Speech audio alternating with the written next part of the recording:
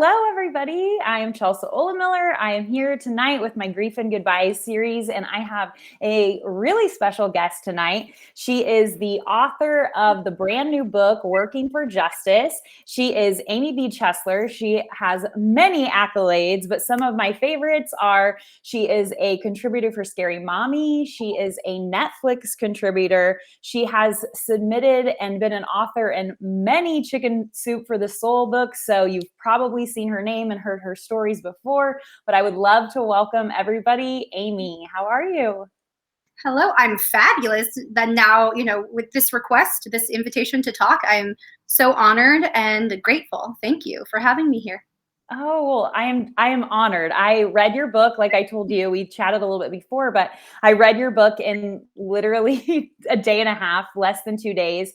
It has the grief component that, I can a little bit relate to, but it's so unique in that you have such a traumatic, without another way to describe it, a traumatic story, but yet you have chosen to be vulnerable and share your experience so that other people can not only learn from it, but also feel less alone because your experience, and we can share that, and I'll let you share your story in a second, but your experience is so, unique, and there aren't a lot of people talking about it. And so I know that people are looking at this and saying, thank you for being a voice for us. Thank you so much for saying that. I'm going to piggyback off of what you just said really quickly because I think it's so shocking, and I get confirmation of this every time I do a book club chat or something like this. I will say people think it's a unique story, and maybe, every story is unique, but Right. It's what happened in our family, what is not that terribly unique, especially like the abuse that we faced. It's just that people don't talk about it that much, and that makes it persist more, I think. So, yeah, I mean, I always say I think everybody has a story. Everybody has a little bit of trauma as well. You live long enough; it's inevitable. Right. It's hard sometimes, but it's the onus of responsibility lies on me, I guess, as a storyteller, not as a victim or not anybody with this kind of story, but a storyteller that has this kind of story has the onus of responsibility to share it. So thank you for leaving yourself open to our story, because it can be triggering no matter what you've been through. Yeah, absolutely. And you're right in that, is that a lot of stories and anything that really involves grief and death is very triggering. And so I want you to tell people, if they haven't, I will put the link for Amy's book down and all of her social media in the comment section at the end. But tell us a little about Working for Justice. Somebody, without giving any spoilers per se, tell us a little bit about your story and what the book is about for somebody that has never heard of it before. So the book is called, officially, the full title is Working for Justice, One Family's Tale of Murder, Betrayal, and Healing. So story is just that, basically. Unfortunately, my mother, I often start these talks by saying I am a survivor of domestic violence. My mother, however, is not. And generally, the next assumption, because I guess exposure to these stories is limited, the next question is, oh my gosh, your dad? That's kind of the next question, domestic violence. No, my brother murdered my mother after quite a long history of domestic violence and abuse. And long story short, the book basically takes the reader from that evening of her murder through the legal process of convicting my brother, who was admittedly guilty.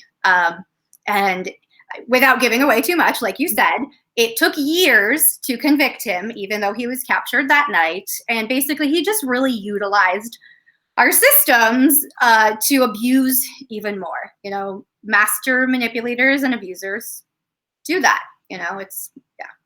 So that is the story in a nutshell. Yes. I don't want to give away too much, but yes, thank you again. Like I'm shocked when you reached out to me and said, I've got this grief group I would love, to have, or this page, and your content is gorgeous. I've been following since the moment you invited me. Thank you. And it was very, I think, brave for you to like have me on and leave yourself open. You know, you're grieving. It can be triggering to hear these other grief stories. So thank you. Yeah. Oh, but I think it's so important because just like you, I think everybody has a story. And when somebody shows up as their authentic self and says, here's what's happened to me, here world, here's what's happened to me. But there's, like you said, it's not unique in that it happens to a lot of other people. And we have a comment already. I'm sorry not to cut you off, yeah, but no. every time I do a group chat or a book club meeting, there's always at least one person in the group who has experienced murder. And that is to say 1 out of maybe 5 to 10 people. So that's a really, you know, shocking statistic. I'll probably share, well, you know, I had a boss, an old boss from my young youth. I told you in the book I share, I used to work for Arnold Schwarzenegger, and my boss right above me took about 10 books to give them out to the company and Arnold. And when he took them, he told me, you know, I'm a victim of murder too. And this is a man I've known for 25 years. And I said, who? And he told me his dad had been murdered. And this was before I met him. So it's very prevalent. However, with all of that said, I did dedicate my book to, like I said, I was mentioning this to you before, but anyone who feels alone in their experience, because I think the problem with a lot of trauma is that it's so uncomfortable to get through it. It's so hard to heal. And it's such a ebb and I it's not a linear path at all that it makes it even harder, right? So I think that there's a lot of just linking and commonalities between many experiences, not just murder. If they're, you know, like you said, you related to my story, even though you're not a co-victim. So there's just so much theme to be shared in grief. Absolutely. And you touched on a couple of things I want to talk about, and I won't do the spoilers, but if you read the book, you will see how many people you are very, like, you worked for some pretty unique individuals, and that's in the book too. I was like, oh my gosh, one of her bosses was this person or that. And so I do think that was neat. And another thing that you said, and I want to know your opinion on this, because it's really easy for the world to get caught up in these true crime documentaries and these true crime podcasts. And I admitted to you earlier, like, I listen to them as well, but I always am a little bit taken aback a little bit, and just like, oh, like sometimes I'll tell my husband, like, this seems like entertainment, but at the end of the day, do these people actually remember that there are loved ones out there? Somebody buried these people. Somebody waited for them to come home and they didn't. So there were detectives that had to process that scene. There were people that were thousands of, or, I mean, not thousands, but like, I mean, community members, thousands of community members affected. There were family members below them, you know, people. I'm considered a co-victim of murder, because anyone in a family, you know, that's lost, and it's kind of it's a little sad, but it's a little bit of a special coven. And I want to mention right now, I think it's Jamie. I did not mean to kind of mention your comment and move on. My heart is so deeply with you, and I'm so sorry to hear of your loss. And the fact that you've gone through something similar, it breaks my heart. Thank you for sharing, by the way. Sorry. Yes, absolutely. No, that's perfect. I just now saw Jamie's comment. Yes, absolutely. And we are definitely lifting you tonight and hope. And I hope that you will really enjoy what Amy has to say and how she finds ways to, you know, heal. And because, like you said, it's this constant process of not just the death, but then the trial and the court systems and all of it. It's such a comprehensive thing. It's so layered, and it's also, there's so many facets of it you don't know until you're actually in it. And there are a lot of things that should be known. You know, I don't even know if we talked about it, but my brother's first parole hearing has already happened too, and it happened only 9 years after conviction too, and after decades of abuse. So yeah, it's and grief is often, you know, pinpricked and poked during those moments. Like, I am very triggered when I have to look at him in the face and he's slicing his finger across his throat at me. Oh my gosh. Yeah, he actually said a recent address of mine, and told me he could have my whole family killed. Like, I mean, It's very, and honestly, I don't think I even started to grieve. A lot of people don't realize it takes many years. We're starting to realize it takes many years to convict people sometimes. And in that, I feel, and I just from my experience, our grief is kind of held up in that too. I don't even think I could grieve properly because, I had this trial looming over my head. I didn't even know if he'd get out. I didn't know what would happen. I didn't know I'd have to live in fear or I'd get to grieve, so that there are so many, and I'm not just saying that a murder has to, sometimes, I have a girlfriend, one of my closest friends is going through her loss of her mother right now. And I'm thankfully in a good enough place I can be there for her. She's got a therapist and help, but I like to be there for her.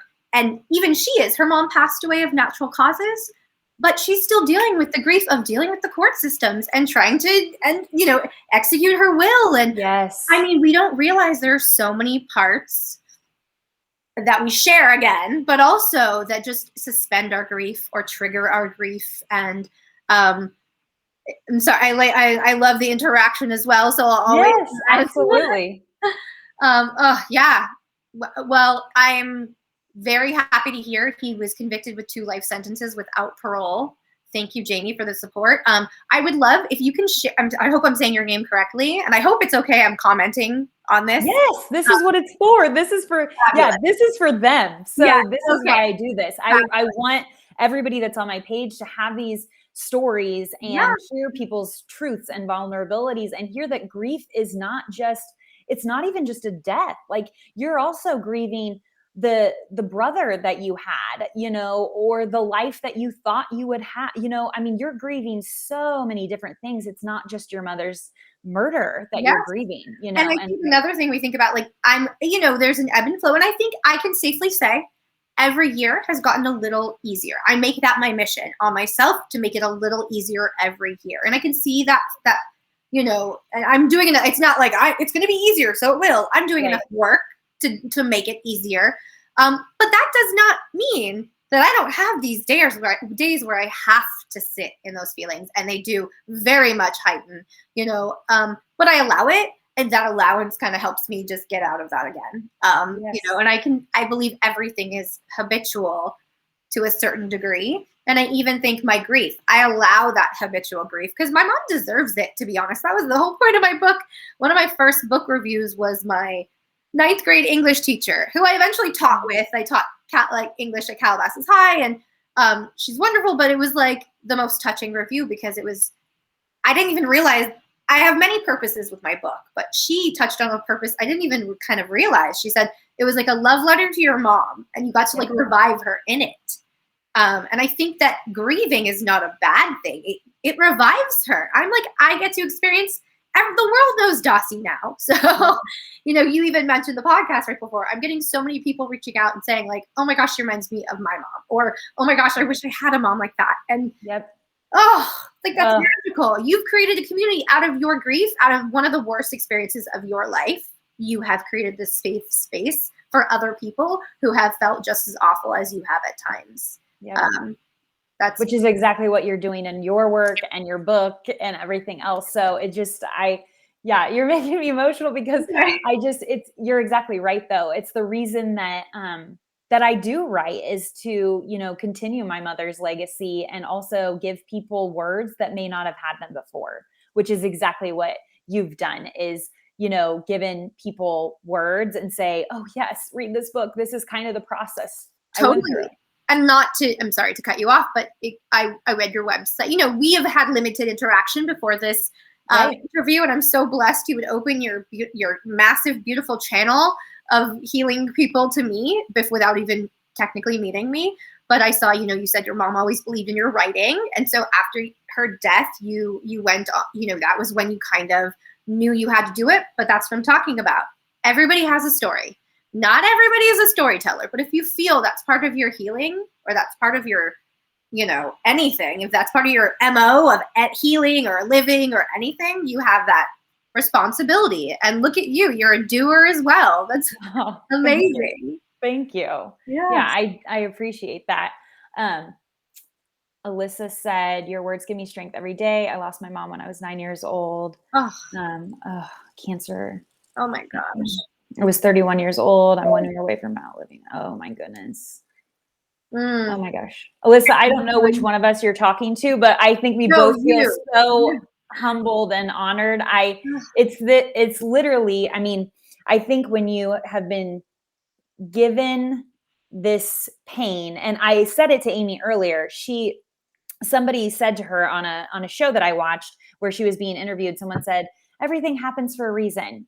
And I was like, oh, and Amy was very nice. And she said, well, I agree with you a little bit, but actually what I think you mean to say is, and I'm paraphrasing, I may not say it correctly, but Amy said, I think what you mean is that you can create something happy from every experience. And I was like, oh, like write that on a Post-it note and stick it on your refrigerator, because that is exactly, the truth. That, I don't think every single thing happens for a reason. I don't think my mom had to die at 57 for some miraculous reason. But I do think that I was given this pain and a creative outlet to where I can provide purpose and create happiness within myself and hopefully comfort for other people. You just hit me with that. And I think you helped my framing with that. And you're making me realize it's everything happens for a reason implies purpose. But I think the purpose isn't on the back end. The purpose isn't on what happened. The purpose comes at, you have to make a resolution out of something. And that's where the purpose lies, right? You're resolving to not get mired or get stuck in that grief.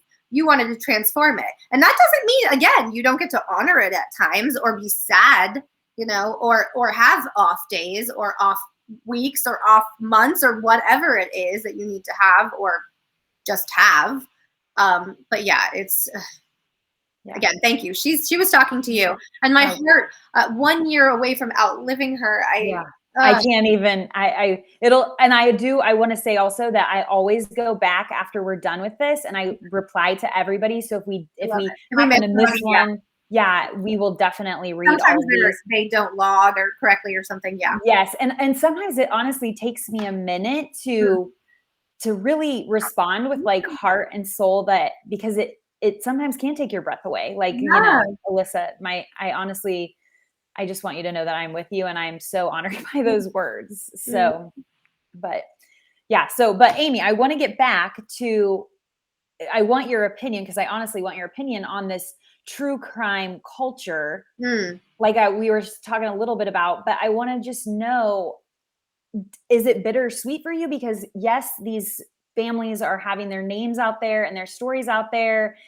So there is a little bit of, of extended legacy, or do you feel like it's being too much placed on entertainment value and less on heart and soul? I think when we look at everything from the masses, anything, there's a generalized view of things, and that kind of reduces the humanity behind things, right? Yes. So yes, I think that we've lost this humanistic side a little bit. And I don't know if there ever was that to true crime necessarily. It's just that we're kind of manufacturing. There's so many documentaries to watch and podcasts to listen to at this point, that it's almost like the manufacturing of it and the way we're reporting things, it reduces that humanity. So I know that, it can be really triggering, when I see things on the news about a murder and like, did you see the video? No, I will never watch. That is drama porn to me.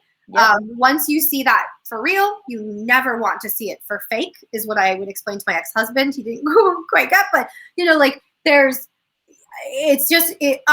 sharing that because people don't realize that how triggering even movies can be at times, and general media, not just the news or videos that go viral or whatnot. So I do believe, but there are people out there like me who are trying to bring a humanistic side to true crime and to remind people there are people that were murdered. They're full-fledged humans and their stories and communities. And I'm so excited you're listening to the podcast, because that really, I think it painted an even, the people that reach out from the community from something was wrong. Yes. Yes, she's talking about the Something Was Wrong podcast, which I think is produced by Audio Check, the same people that do Crime Junkies, which are actually based here in Indiana. Yeah. Oh, cool. Yeah. Yes, my friend Tiffany started this podcast. She's amazing. Oh, I love that woman and I love what she's doing. And she's doing what I'm trying to do is she really tries to bring these stories that can kind of bring light. Something was wrong in essence is just an abusive situation. In fact, I mean, I don't know, but like they're not all, as climactic, I guess, as my story, if you will, like, or, with the true crime shock value. Right.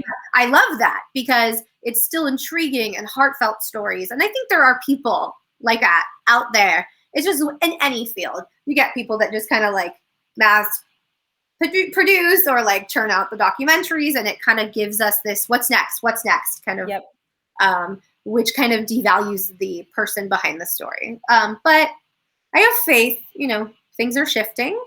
And it is very, you asked me if it's bittersweet, I think at one point. Yeah, I don't know if that's the right word, but just, where what is the word for that? When you're like, thank you for telling my story, but I also just want to remind people, just like you said, that this is real life. Somebody, has a stone now instead of a home. Yeah.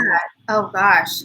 Yes. And what's really bittersweet for me, honestly, is that my mom was a true crime lover. She, if I looked at her library, like I can picture it in a moment, and it was all true crime books. She, it was just, so I grew up, I was into it. Lois Duncan was my favorite author. My favorite book of hers was Who Killed My Daughter, her only true book. This is from a young, so it's bittersweet that I ended up in a true crime realm because of my own life experiences. And it's bittersweet that I feel like I have to tell this story to get bits of my mom back, but it's not, it's not that bittersweet, I guess. The whole, it's just, it is what it is. It is. Yeah. Yep. And I want to, I won't read a lot, but I wanted to read one thing from your book that, so I'm a note taker, like I write in my books. This is my dream come true. You don't understand. I wanted to be a writer since 4th grade. Like, this is my dream come true, to have this chat, to be like, I read your book and it moved me, and here I took notes. Yeah. Are you kidding me? I can't, I've got it underlined with a little heart next to it. Like, this is just one spot. This is bittersweet, I'll be honest, because I again, always wanted to be an author. Didn't know this would be my first, debut, but thank you. It's still very appreciated. And yes, thank you. Sorry. Oh, no. So you say, it's kind of towards the beginning of the book, but I underline these two sentences because they really just, it stopped me in my tracks. And you said, people avoid nabbing a seat near me. The closer they get to me, the realer things will feel, I am sure. And I was like, wow.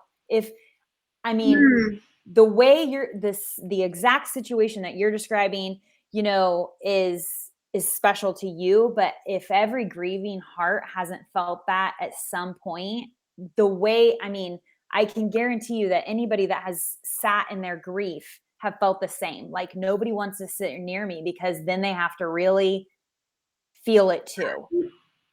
So that was a part of your book that there was several parts that are underlined and have little Post-its and all of that, but that just made me stop and go, yeah, I feel that.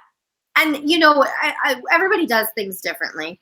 And that's part of something I talk about a lot, maybe not in my book necessarily, but on social media. I like to say, again, no matter what the trauma is we've been through, I don't believe that we have to forgive if there's somebody involved, if there's a crime, if there's abuse. We don't have to forgive that abuser. I really don't think that. I don't think we've been abused. The abuse has been shoved on us. The experience has been shoved on us. That's not my responsibility. I don't have to torture myself more, force myself to do any more. What I need to do is forgive myself for the boundary that allowed it, for anything, for my feelings, for the grief I want to sit in. Sometimes, like you said, like people don't want to be around. Well, I needed to even get a divorce eventually because of what I was going through. Because I felt like I had to have a time stamp on my, an expiration date on my grief. And I felt like, eventually we lost his dad, which was traumatic in its own right for sure and awful. And I felt like I wasn't allowed to grieve my mom anymore in that too. So there was a lot. There's more too, but it's very important to do things, especially in grief, because that's one thing we carry forever. It's not something we ever entirely let go of. Like we're talking of, we can transform it and pieces of it, but we can't ever, why would we want to get rid of the person? It's the lingering love that we have for that person. Right. Absolutely. Yeah. So, I would say we have to end up advocating for ourselves so deeply sometimes, because you'll realize in our grief, a lot of times death will show you your most, the relationships. It'll show you the truths about your relationships. Yep. Who will sit next to you and who will not, Yeah. And you can't really force people. It's interesting. It got paused, but I started launching a podcast with a girlfriend who reached out to me about grief. And what we're realizing is that sometimes people who haven't been through the grief can sit with us better because it's less triggering. And we sometimes are like, well, what about them? They just lost their mom. How can they not be there for me? And it's like, well, they might not have that capacity. So it's about, acting without expectations, but also advocating for yourself and healing and doing the work in your own way. Yeah, I'm so glad that you said that, because it took me a while. Right after my mother passed, my best friend got diagnosed with breast cancer, which is what eventually killed my mother. She died of, I guess I shouldn't say that it killed her, but that is what she passed from eventually at the end, was breast cancer. And so I was just like you mentioned, I was triggered. It took me a very long time to show up for her the way that I always had, because that, seeing the chemo and the losing of the hair and those things, it gave me this fear of like, oh my God, I'm going to lose my best friend too. Or, just all these fears. And so I wasn't, sorry, go on. No, I just wasn't showing up that way because it was triggering for me, but I didn't know that at the time. And so eventually I ended up writing a piece to her, because that's how I can communicate with people. And I said, oh my God, I'm sorry I've been a cruddy friend, but this is what's been going on in my head. I'm terrified. I'm still trying to process what happened to my mom, and also figure out how I'm going to prepare myself for something that might, your worst case scenario, because you actually just saw it. Yes. And now you're like preemptively preparing yourself to lose, your best friend, or at least wrap your head around that. And that's too much. It's mind blowing. I get that. And it was like, if I don't have it right here, then I can pretend it doesn't exist. Yeah. And that's awful. But I had to, just like you said, we have to understand that maybe the people that aren't sitting with us will eventually, but right now they might not be able to. Or they don't have the capacity at all. And maybe once you work through it, then they can reach, or whatever. But there's always an ebb and flow to everything, especially relationships too, and grief as well. Like I was saying. So how do you, with your experience, with your mother's murder and the, a complicated grief, I would say, what do you say to other people that find themselves, like Jamie and others who are dealing with the grief of a murder or the grief of a crime?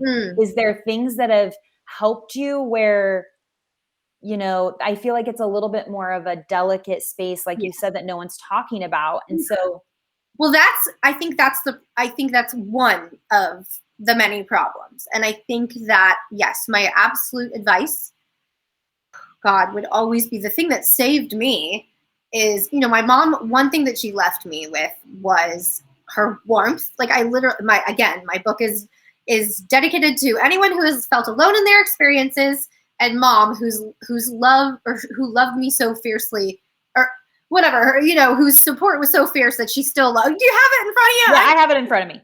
Dedicated to anyone who has ever felt alone in their experience, and to mom for loving me so fiercely that her presence still remains. There you go. So that love is hers. I tell my kids, I have kids. I tell them, I love you so much. I love you forever, not my forever, not your forever, forever. I'm sure of that. My energy is so big for them. It's going to go just infinitely. It can't stop. It feels like it could never stop. Right. But what she also left me was community. That love was the people she left. She was the warmest, she was tough. How a woman in the 90s can get that reputation. She was a ball buster. She was a single mother. She kind of had to be tough. But anyone who really knew her, she had like the biggest heart ever. And that community just, I think I wrote something about a tapestry of love. It was like a bunch of, like strangled, twisted up string at one point, the night of the murder, that I just didn't know what I would do with. And eventually I wove it together, all those people, all the memories of her together to kind of just wrap me in love. And love is what carried me through. So my advice to anyone is to be open and to accept love, even when it really feels super hard, especially through a trauma like that. It's so big. Sometimes you're like, I can't. No one wants this. No one understands it. I will wrap it and keep it, And I think that's with any grief. I think that's with any trauma. We always think like, well, it's mine. I need to just, But I think you gotta accept it. You've got to let the community you have, you've got to let the love you have in and lean on that. And anything is possible, really, and do whatever you've got to do to heal that doesn't hurt someone else. I love to box. I love to eat. I love to make stained glass because I get to break pretty shit and make pretty stuff. Oh, you can say shit. I know you told me, but I still like to be myself. Make pretty stuff and break it and make it prettier. I love to talk to people and learn about other people that have gone through what I've gone through, because I like to know I'm not alone, and I like to know that my sharing helps other people. But I've learned that about myself because I've allowed myself to grieve and get through it. So that's my advice: is get through it. Do whatever you got to do. It's uncomfortable. It hurts. I was abused for 25 years before the murder. So 22, 18-ish, 15 to 18, So I'm not working with just a murder. I'm working with like unteaching myself a lot, but it's possible if you like dive into it. So dive, love, and just to learn about what you need to heal. And just, it's uncomfy, but like I said at one point earlier, everything is habitual to a certain degree. Mm-hmm. And as long as you kind of get through those first uncomfortable steps, the more you do it, the more you talk about it, the more you feel it, the more you see it and write it and punch it and cook it or whatever you got to do, the easier it becomes. So, yeah.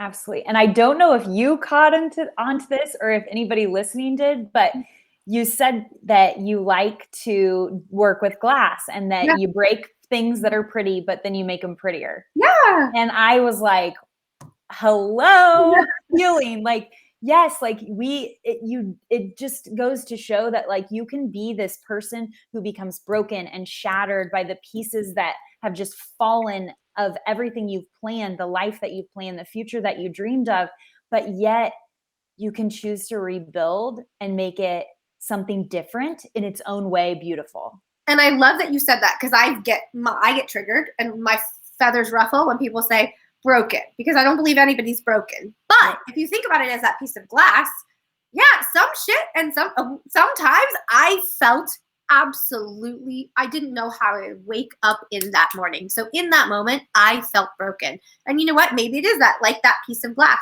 Being broken doesn't necessarily mean absolutely unfixable or absolutely unmoldable or you're done. It means that now you have different pieces.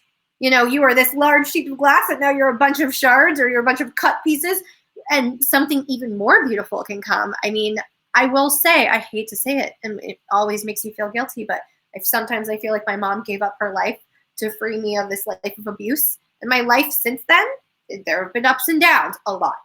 Like, it has not been golden, seriously, sincerely, but oh God, it's been so much more beautiful. So again, she didn't have to be murdered for that to happen, for my life to be beautiful. But gosh, that's a really lovely result. Yeah, absolutely. And I also love what you said a little bit earlier, just about how your love for your children is just so powerful and infinite. And we talked about that this week So earlier big. when I had my panel, because we said, I always say, I don't care what faith you are.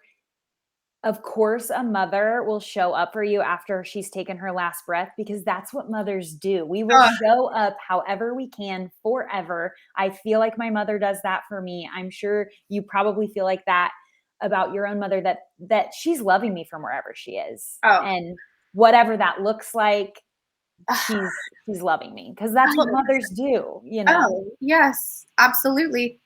Absolutely. And you know what, in becoming a mother, as fearful as I was to become a mother at times, it healed me too, in the sense where, you know, I never held a lot of resentment towards my mom, because there was abuse she didn't know about. The worst of the abuse she didn't really know about. But she knew my brother was abusive and still kind of let him in and out. But oh God, as a mother now, I couldn't, well, oh my God. So there was just this healing, not only to have these amazing kids that I'm just, and have this wonderful mother-son connection that my mom didn't get to have, and heal so much familial trauma, but also to just, yeah, I mean, it's just been, parenting is just a whole nother, I always say it's the loveliest slap in the face. It really is. It's just a wake-up call, but in the loveliest way. Yeah. And I see, I'm sorry, but no, go to the comments. Yeah, absolutely. Experience. Jennifer, my heart is with you. She said, my father shot and killed my mother in May. Oh my God. Hearing what you ladies are saying makes me feel like I'm not alone. Exactly. That is, I think all of our stories, there is no political side to my statement, but I think all of our stories show there are things to change, right? Like there are things in our like the way people are convicted needs to be more expeditious for victims, or victims need to be advocated for a bit more. Things like this. But the first step to change, I think, is sharing our stories. Because if you don't know there's a problem, if everybody is not willing, if it's so, we need these examples. And I don't necessarily everyone think everybody needs to share. But the fact that when one person opens up, 2 people open up, 5 people open up, 10 people open up, 15, 30, 100. And I'm so thankful that you all are opening up as well. My heart is breaking with you too, though. And that, like, there's so much bittersweetness in that too, where when someone comes forward, my heart breaks and it's filled at the same time, where, oh God, I hate that you've been through something similar and you're still obviously going to go through it for a very long time, but you're not alone, and it's not the end all be all as it feels sometimes. Yes, absolutely. Absolutely. And like you said, you're not alone, and everybody's situations may be different, but heck, we are all in this together, and we all have our own, paths, but we're walking, the same direction towards that hope and light. And I think the more we share our stories, the more we walk that path kind of simultaneously and in sync, and holding hands and doing it as a community. Yes. And that is where the healing is. Like I said, my advice was find that love, seek that love. No woman or man is an island. So yeah, you're absolutely right. I love what you said. And one thing that you said, and I brought up another point that I had to talk to you about is, and we've already went over, so I'm sorry, but we'll hurry. Is there a time limit? No, not for me, but I just want to be respectful of your time. So, in the book, you talk a lot about it. And so my husband, of course, I like debrief every time I read a book to him. I'm sure he loves it, but I'm like, listen to this. But you said you have to read it at that point. Sorry. Yeah. Oh no, I know. He's always like, well, hand him over afterwards. But then I've like also ruined a lot. Not this book, but sometimes I'm like, yeah. So, sorry. But you say a lot of things need to change. And I could not agree with you more. And I really think your book does a great job of talking about how in mental illness, not necessarily grief related, but in mental illness, people are desperately asking for help. Nobody's helping them. But then the second they're in the system, the second they are, maybe charged or getting ready to be charged, all of a sudden we're like, oh, whoa, we got to help them. They have a mental illness. Now we need to advocate for them. And that part of your book, I was just like, we've got Yeah, to change this. Because by totally. change, we could also be preventing Well, that's things what like I'm, this. that's my point, is that, and I think that we are very reactive rather than proactive in our systems. And it's hard to be proactive because we don't know what's going to come. We just need a lot more, awareness, number one. Number two, a question that kind of triggers me to ask or to mention a question. I get so much because, there are a lot of ways I discuss in the book where our family was failed by systems. But people say, well, do you think if you had more intervention at X, Y, and Z point, do you think your mom would still have been murdered? And I believe thinking that it's all on the systems and whatever is kind of removing the responsibility from my brother. Right. That's a difficult question. However, exactly. I think he had all the right ingredients to kind of produce the wrong recipe or the wrong, and those things came along over time, sure, at times, but there are people, again, still, mental health is a spectrum, and there are so many people. I think personally, we all deal with mental health issues at times in our life. They're triggers, there are traumas. That is not to belittle actual mental health diagnoses and disorders and illnesses. But it's a spectrum, like everything is. We're humans, we box things, but it's really, everything is a spectrum. And I think my brother is very far on the spectrum where he was almost sort of, he couldn't be saved. But because we're the worst example of things, I need to say that. So everybody else kind of like that can be saved by the existing system, and the ones that we're trying to change, that would be hoped. And that's my goal, because I think I do. Like I kind of explained in my book, my brother would have graduated if he had finished high school in '99 with the kids who executed Columbine. Oh my God. And I think he was that kind of, I had like an inner workings and an inner view of a person like that, sort of. He related to people like that.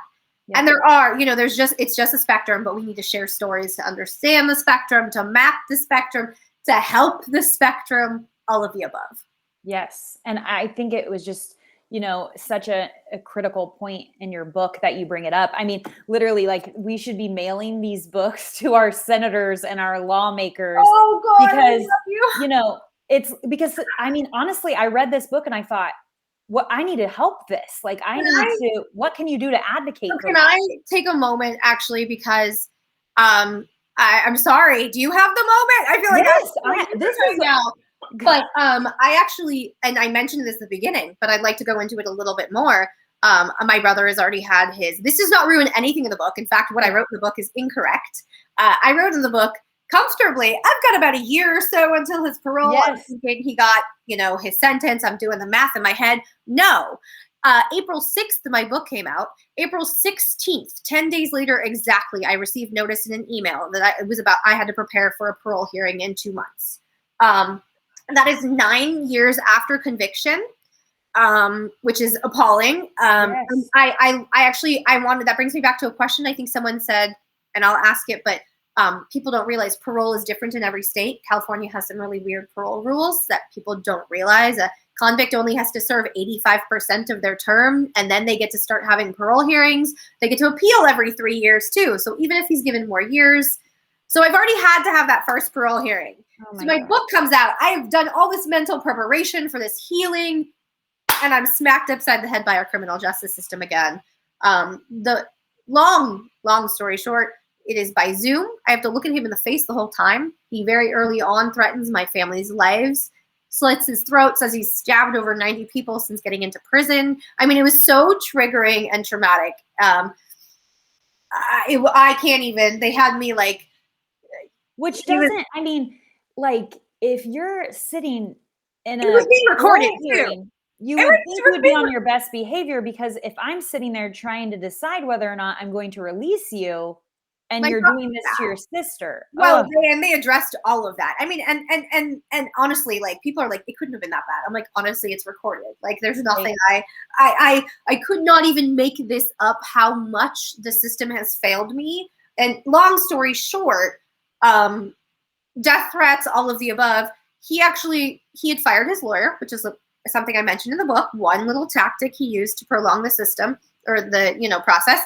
And he was like, so educate me right now about what my power is. And they had to legally. So they told him he could postpone his hearing.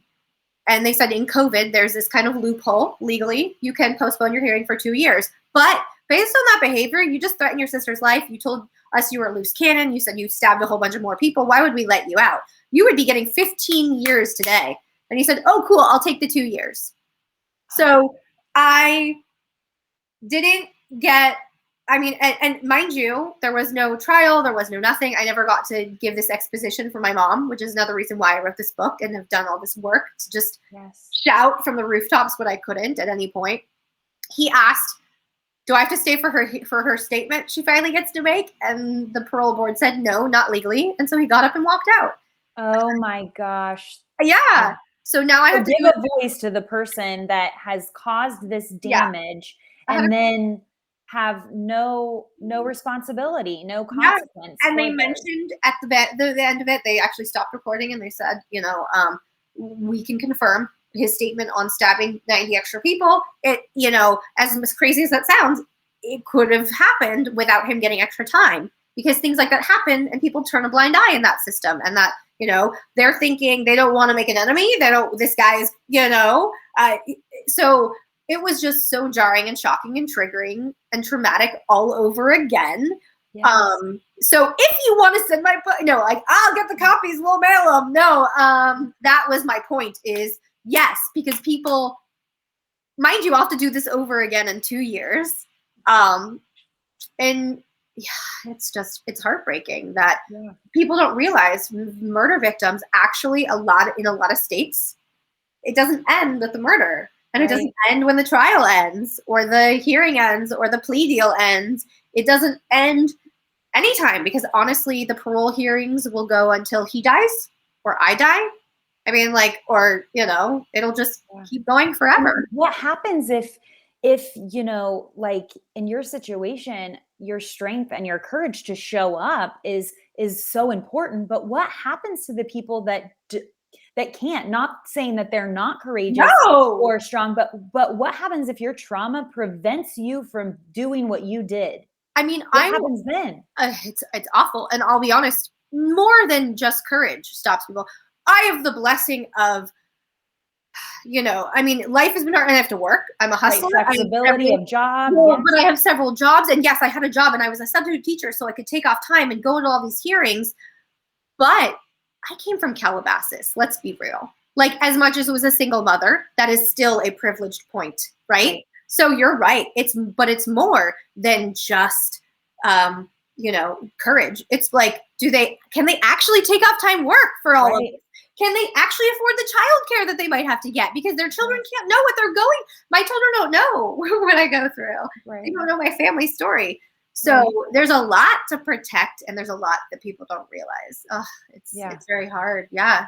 And I learned a lot in the book just about how uneven things are, both for the person being accused of a crime and then also the people that are the victims of that crime, Yes, I think what it is the powerful have the power, and like sometimes, it depends on the situation. It's not, we can't say this group does and this group does.